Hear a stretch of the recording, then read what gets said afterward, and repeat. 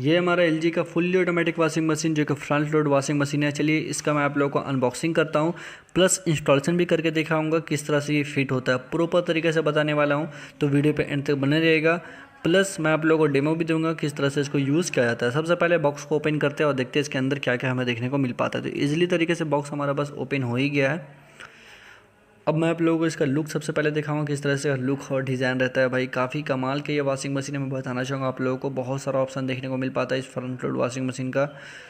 Plus इसमें थोड़ा सा वेट भी रहता है भाई। फ्रंट लोड जितना भी वॉशिंग मशीन है सबका वेटेड रहता है। लुक आप देख सकते हैं, बहुत ही अच्छे तरीके से देखने को मिल पाता है हमें एलजी का ये फ्रंट लोड का वॉशिंग मशीन का 5 स्टार रेटिंग के साथ आपको देखने को मिल पाएगा, जो कि काफ़ी कमाल का वॉशिंग मशीन है। एंड गैस कुछ समझने वाला भी यहाँ पे चीज़ है जो कि आप लोगों को नोटिस इस चीज़ को कीजिएगा। यहाँ पे नट लगा हुआ है, देख सकते हैं आप।